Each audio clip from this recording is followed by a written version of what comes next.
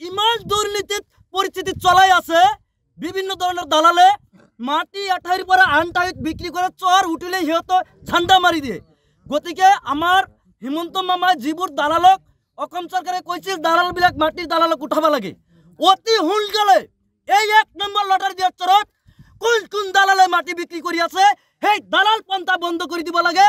আমি আজি এই কাৰণে এই 1 নম্বৰ লটাৰী দিয়াত চৰ চাপৰি এই দুখীয়া ৰাইজৰ কাৰণে প্ৰতিবাদ সাব্যস্ত কৰিলো। আৰু অসমৰ মুখ্যমন্ত্ৰী হিমন্ত মামা আপোনাক এই দুখীয়া ৰাইজৰ কাৰণে আমি কৈছো আজি এই সাংবাদিক বন্ধুসকলৰ জৰিয়তে অতি সোনকালে যিবোৰ দালাল আছে অতি সোনকালে এই দালালবোৰক নাকি লগাব লাগে। আৰু চৰ চাপৰিত যিবোৰ মানুহৰ আটা বিটা কালানৰ চৰ চাপৰি আজি এই গৰাকহনীয়া নদীয়ে ভাঙি লৈ গৈছিল, আজি মাটি উঠিছে আহিবইতো। মই বক সমষ্টিত আজি মোৰ দাদাৰ সম্পত্তি বাপেৰ সম্পত্তি মই আহিমে। আমি শুনা মতে মই কিন্তু সেই দেৱানীকেইটাক মই চিনি নাপাওঁ। 1 নম্বৰ কৈছে আৰফান আলী, ইছমাইল দেৱানী, ইয়াৰচান দেৱানী, ইয়াতে ৰাইজে কৈ আছে। গতিকে মই যিহেতু এজন ইয়ং ল'ৰা, মই চৰচাপৰিত খুব কম আহোঁ। ইয়াতে মোৰ দাদা আছে, ককা আছে, খুৰা আছে, খুৰী আছে, সেইকাৰণে আজি ইয়াতে মাত মাতিব লগা হৈছে।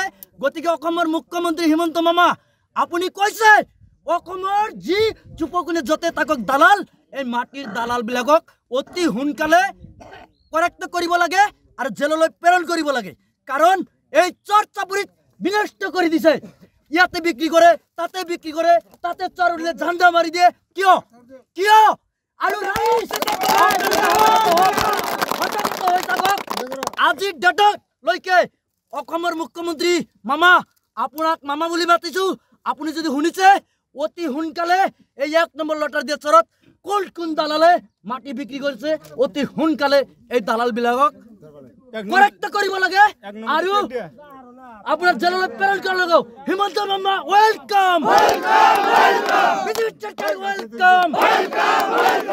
ইমান দুৰ্নীতিত পৰিস্থিতি চলাই আছে বিভিন্ন ধৰনেৰ দালালে মাটি আঠাইৰ পৰা আন ঠাইত বিক্ৰি কৰে চৰ উঠিলে সিহঁত ঝাণ্ডা মাৰি দিয়ে।